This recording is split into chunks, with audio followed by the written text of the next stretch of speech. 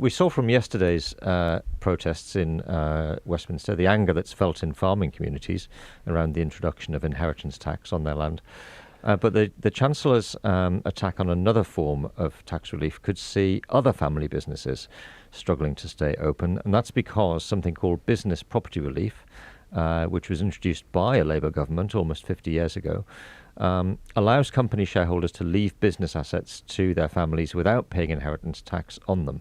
But the planned changes by the government mean that full business relief will only apply to the first £1 million of a business's assets, and then everything above that is going to be subject to a 20% tax.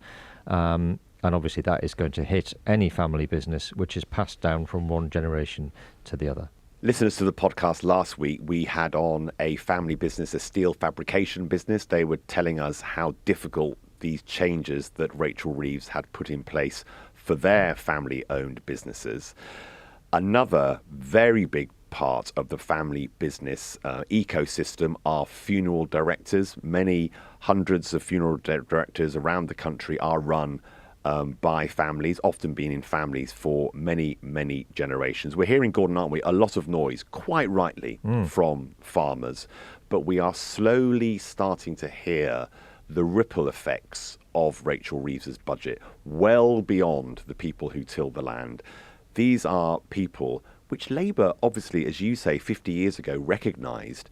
These are people who have these stable community businesses that support their local area, where they're well known and where businesses are handed on from fathers to sons, from mothers to daughters, and that becomes part of the fabric of local economies. And that was recognised in the tax system to be encouraged. It was to be encouraged that these family firms were allowed to flourish. And, as I say, we've spoken about steel fabrication and a family business there. In this case, it's funeral directors who are now being hugely affected by the changes that Rachel Reeves has brought in. We caught up with one of them. It is a family business called AW Lim, the Family Funeral Service in Nottingham. The present chairman is Nigel Lim Rose. He's the fifth generation of funeral directors, running that firm for more than 117 years. Nigel's daughter Chloe is a director within the company, and his son Matthew is managing director. Nigel, thank you so much for joining the Daily Tea. Nigel, just to kick us off, tell us about the history of your funeral directors. Where are you speaking to us from? I'm speaking to you from Nottingham, which is where our firm started in the mid-19th century, actually, as general dealers and shop fitting, or as it was. And indeed, we actually had a pub, so we started from quite a different background. But in the early 20th century, my great-grandfather was being asked more and more often to assist with house clearances following a death in order for the family to raise enough monies to provide a funeral. So it was decided with him, along with my grandfather, that perhaps the best way to serve these people was to provide the funeral service really in exchange for the contents of the house, rather than them being money exchanging hands and then the person having to go on elsewhere. So they started in a very small way of business with regard to funerals. They continued with a mangle manufacturing business, cattle transporting business, and even posters. So we were a bill posting firm. But in 1919, my grandfather was released from his military service due to the onset of the massive flu pandemic, which is very often forgotten. And one of the things that we as a firm, or he, suggested in those days when somebody died, they generally were kept at home until the time of the funeral. He suggested and went to the local authority that had a swimming bath across the road from us with then 3 swimming pools, suggested that the most hygienic way of keeping a deceased, as there weren't mortuaries in those days, was to drain one of the swimming pools and to use that as an emergency mortuary. And I think that really was the start of our business growing, and from then on, we have tried to be at the forefront of everything to do with funeral service. We've striven to reinvest, and we've striven to make sure that we have the right people in the right position. So although you mentioned that in the next generation, we now have, being the fifth generation, I'm fourth, we now have my son and my daughter, we also have on the board a non-family director, and we have various consultants that work with us on a regular basis and are on retainers. So we've got the experience that we need in the legal field, in the field as an HR, and in the various fields in which we interact. So that is where we find ourselves today. The business, I say, was started by my grandfather and great-grandfather, came down through his children, being my mother and my uncle, but really with my father being managing director and growing the business. And I came into the business following my degree and following a time with Deloitte Haskins and Sells, serving my articles as a chartered accountant. I also qualified as an embalmer, being the youngest qualified embalmer back in the early 1970s. If I look behind me, I'll tell you the exact date. You got some certificates there. 1972, and as a funeral director some couple of years later, whilst at university in late 1973. Nigel, we're obviously going to talk about the effect of the budget on family businesses like funeral directors. What proportion of undertakers would you say in this country are family businesses? Because all the ones I've ever dealt with, apart from maybe the co-op, tend to be family businesses. It seems to be one of those things that does tend to be something which people grow up and then rather like farms, they grow up and go into the family business. I assume not many people, when they're sitting with their careers advisor at school, say, I've always wanted to be an undertaker. So what proportion are family businesses, would you say? Right. So the situation is that probably upwards of 80% of all funeral directors are privately owned family businesses. But please, I don't want to be misquoted, because I'm not suggesting for 1 minute that upwards of 80% of funerals are now conducted by private family businesses. There are the national conglomerates, be them either the PLC, such as Dignity Funerals. There are fairly big conglomerates, such as Funeral Partnership, which tries to bring firms that want to dispose of the business into the partnership of a much larger family unit, but it is a business that is obviously backed by financiers. And then there is the cooperative movement, which has been in the funeral business since the 1940s. That often causes confusion because there is the national co-op, and then there was historically dozens of independent retail co-ops, whereas most of those now have fallen into regional co-ops. So, when you talk of the co-op conducting funerals, it needs to be understood there are a number of different legal entities there, not just one co-op, and it can cause confusion in the consumer's eyes. But there are, I would suggest, somewhere over 4,000 family businesses still providing service, a very important service at a time in people's life when they want to go to someone that they can rely on. We find it a little bit disingenuous that the Competition and Market Authority seem to think that we are purely motivated by profit, and I have to say that is not my experience. If you talk to funeral directors, they will want to talk to you not about their finances, but if they're wanting to give an indication of their size, they talk about the number of families that they serve in a year, and they're much prouder of the numbers of families and their level of satisfaction that those families feel, rather than being at the forefront of financial gain and financial resources. That's not normally their driving motivation. And they've always relied on the fact, of course, that they can pass this family business on Yeah. from one generation to the next. And that's been very important to those families and to those businesses. Yeah. But not just to the owners of the business, of course, to the families that serve them Yes. at such a sad time. Because they're very often very involved in the community, aren't they? They tend to be quite well known. They will know a lot of their, the families that they've helped over the years. Small family firms are very much sort of part of the setup of a lot of communities.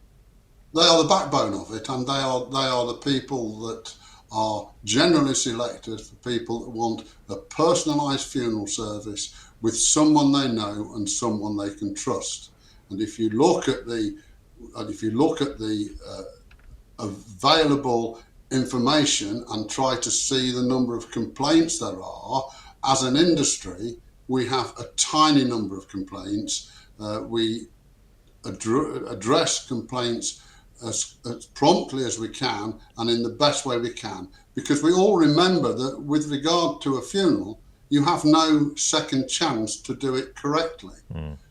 By that I would mean if you go to the local store and you order a three-piece suite in a particular colour and it comes in the wrong colour, they can bring it back in the right colour some days later. If we have a funeral and we arrive at the wrong church, or we provide the wrong type of coffin, or we fail to be somewhere on time, we get no second opportunity to correct that. And unlike a wedding, where people will look afterwards and perhaps laugh at something that's gone wrong, when it comes to a funeral, it is so fundamentally important that we get everything right. And it's the little things that very often stick in the family's mind as being the important things, and that little thing can, in terms of the overall package for a funeral, because we do tend to look after everything. I think that is why we were originally called undertakers, because we undertook to take care of everything that was related to the funeral. The small matter can be the matter that somebody focuses on, and it's the small matter that makes the difference between the firms that have the highest reputation and those that don't. But I would argue strongly that even some of the lesser thought of firms are in the terms of the global mix of firms there are in different walks of life. The lower grade of funeral service is actually a very high and very honourable service. You obviously have, as you're describing, Nigel, very high levels of responsibility to your the people you serve. You need to serve them at a very, very high level.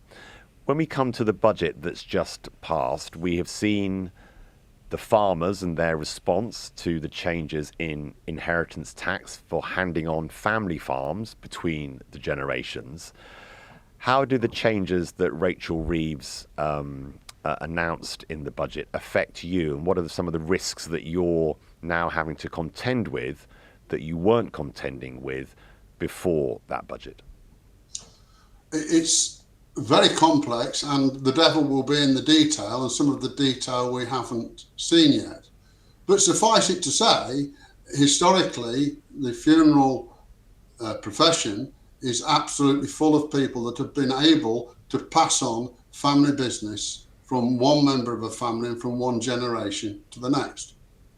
Now, one has to try to be fair, because if we look at what has happened in this budget, it has meant that whereas previously I could have handed my business in its entirety, or mine and my wife's business in its entirety, down to the next generation, and irrespective of the value of that business, they would not have had to pay inheritance tax. Inheritance tax would not have been drawn from it.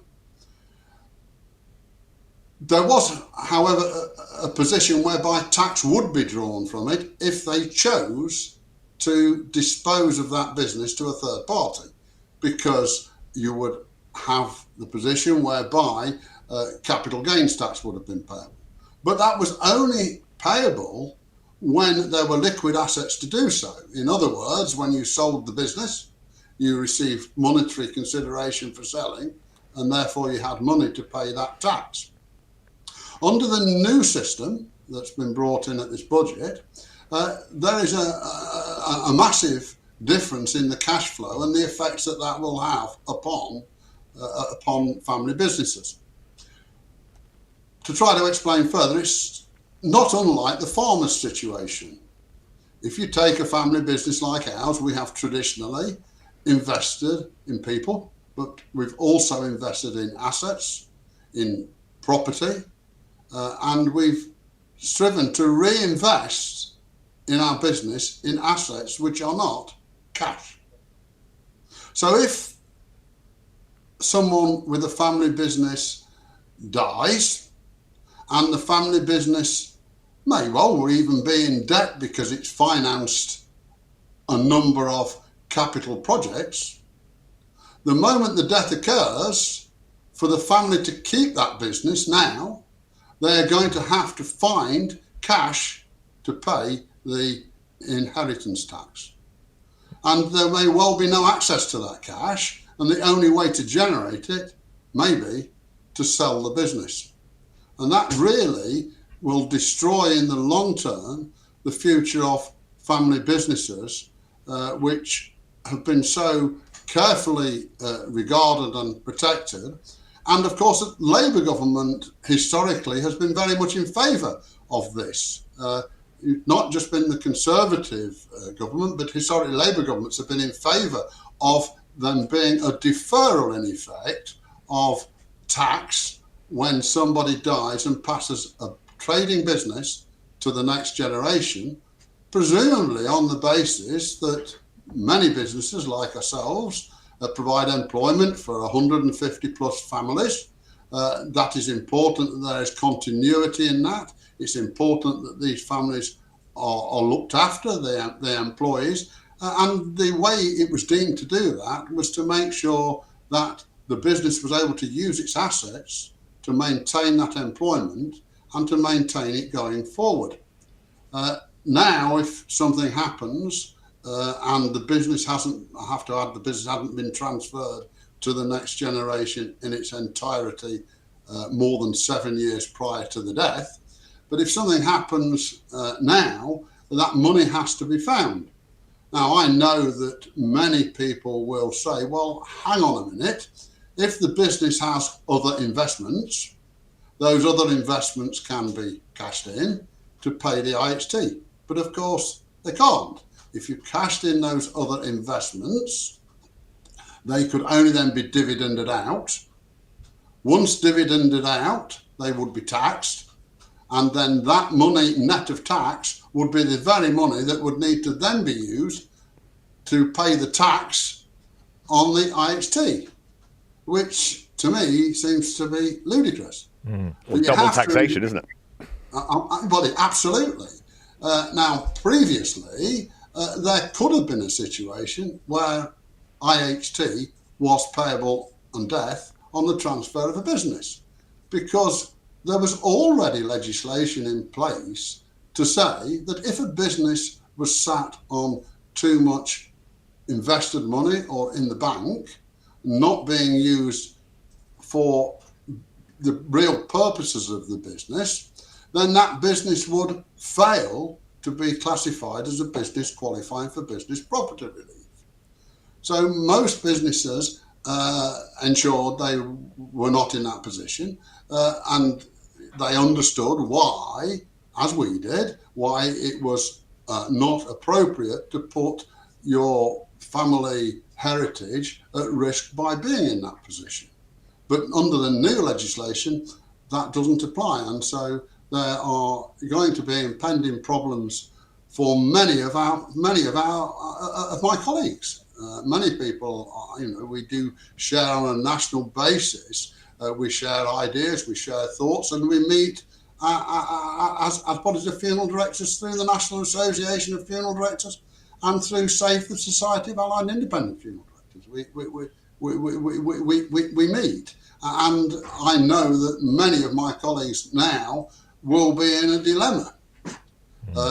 You can, as I say, somewhat mitigate the risk by gifting your business whilst you're still alive and then living 7 years, but it's not, as I know in my own business, because of the nature of being a funeral director, not all deaths are expected and not all deaths are timely.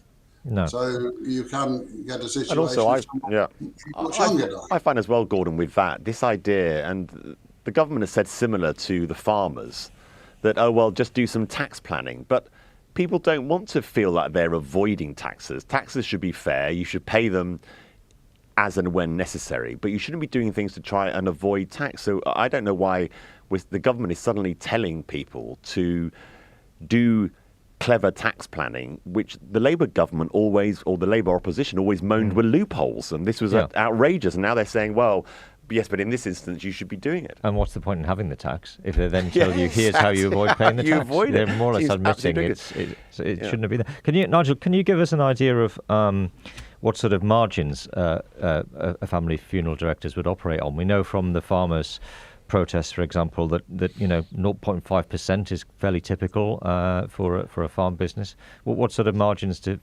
undertakers operate on? To be fair, they vary widely, and there are reasons why they vary widely. Many of the family businesses, I have to say, are not quite as efficient as the bigger businesses, but that's because they rely on a smaller number of funerals, therefore their infrastructure is not stretched, but it does mean that they are able to perhaps give a more personal and a better service. So the levels vary massively, but there are plenty of funeral directors who are struggling at the moment because we've had a number of things happen to our industry in recent years which have caused severe problems. For example, we've had a change in the regulatory authority. We're not a regulated or registered business, but we now have to conform to the regulations of the CMA.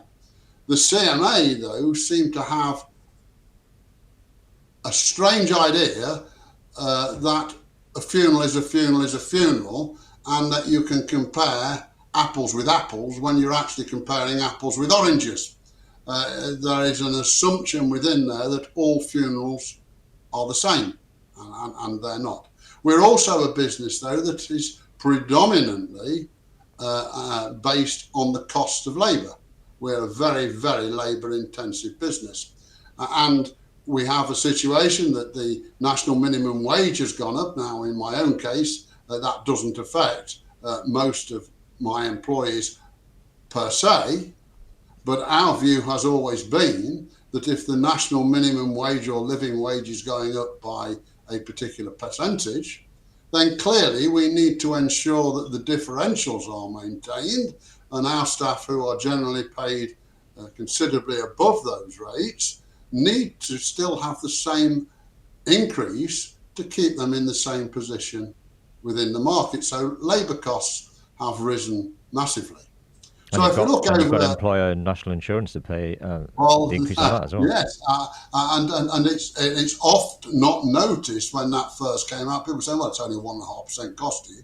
Well, of course it's not, because it's a cost on every employer we've got, even those who, well, all ours really, who are above the threshold because of the way marginal tax works.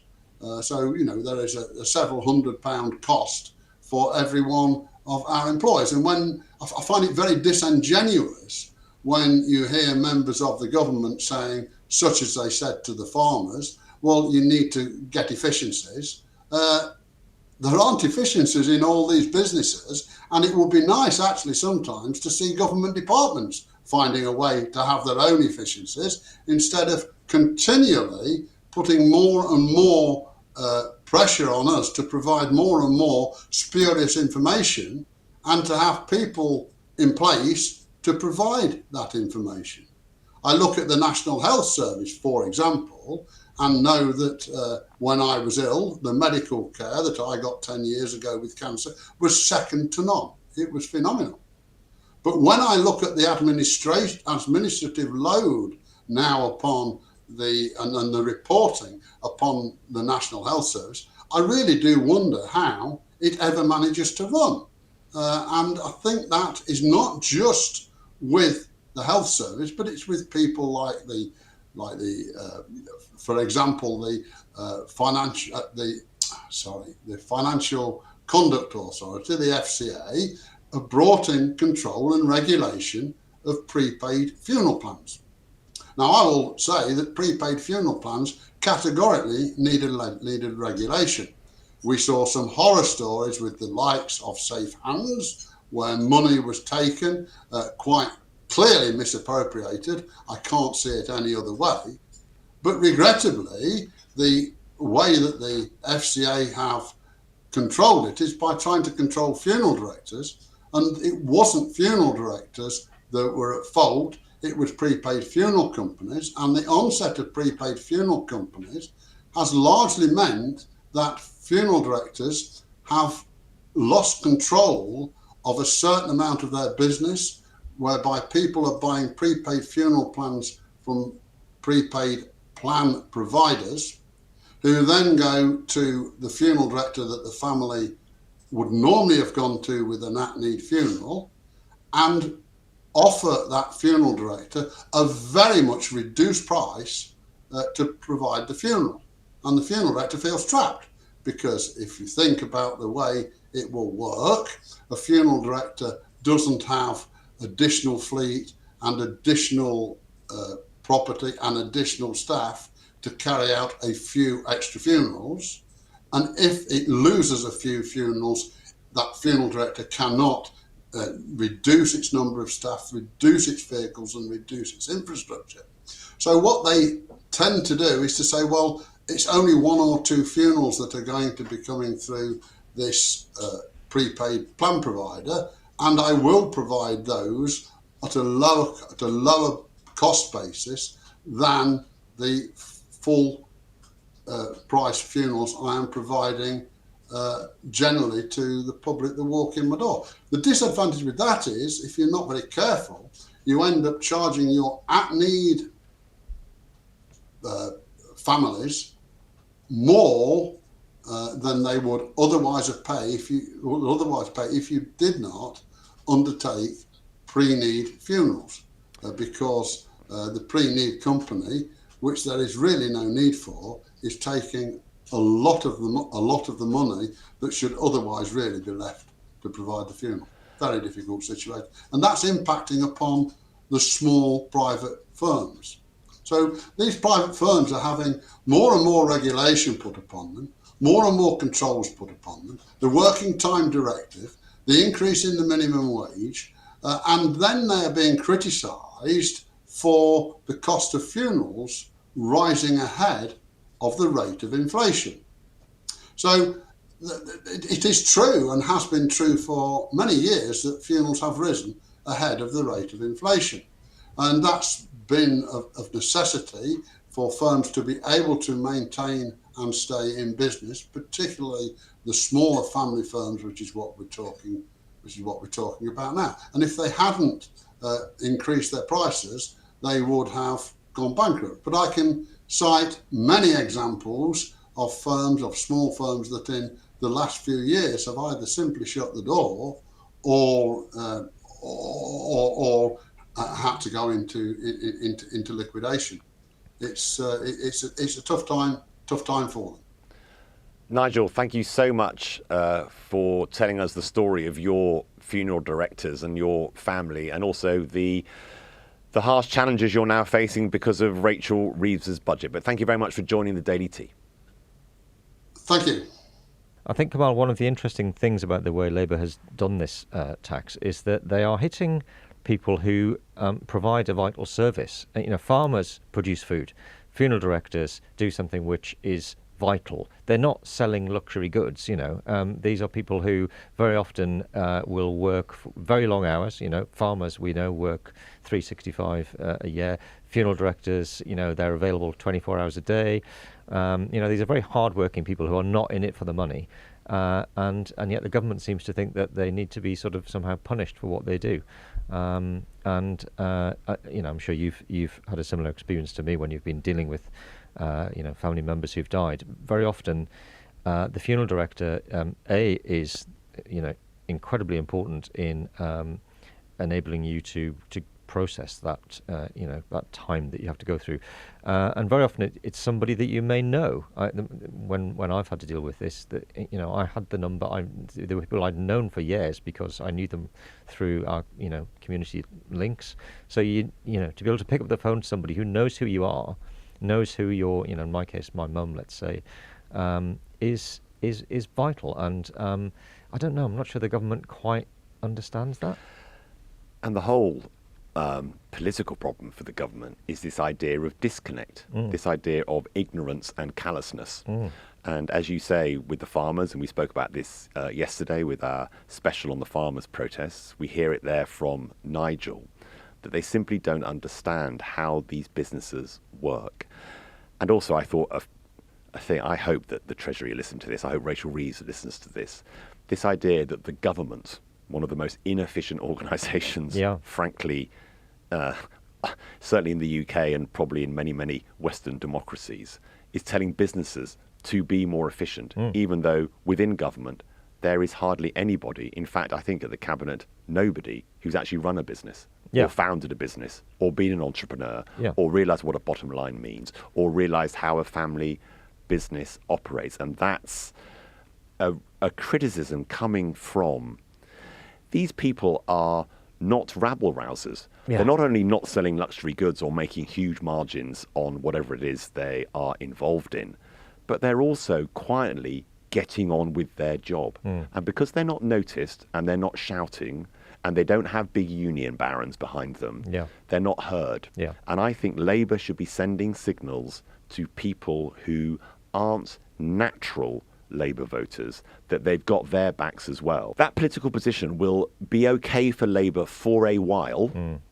1 year, 2 years, 3 years. Rachel Reeves can safely ignore all these criticisms because they've got a huge majority in Parliament, but it will run out of steam. And once, like the roadrunner off the edge of a cliff, once that steam runs out, the drop is huge, and that's the big problem. I think, I'm not sure I agree with you. I think it will impact them much more quickly because I think they've made the mistake of thinking that it's only the people that are directly hit by these things that will care about it or will even feel the effects of it. We've seen it with, the increase in employers' national insurance contributions. They think it's only going to affect employers. Well, we know it's going to affect employees as well, and it's going to affect prices in the shops. And similarly with undertakers, people who know an undertaker who are, have to go through, the process of a funeral for a loved one, they will be aware of this. They will feel that they don't want those people to be the ones who are being hit. And old people, everyone has an old person in their family. So the idea that only the old people are going to be affected by the winter fuel payment cut, for example, well, no, it's going to really sort of chime with anyone who's got a parent or a grandparent who is old and who's going to be feeling the pinch.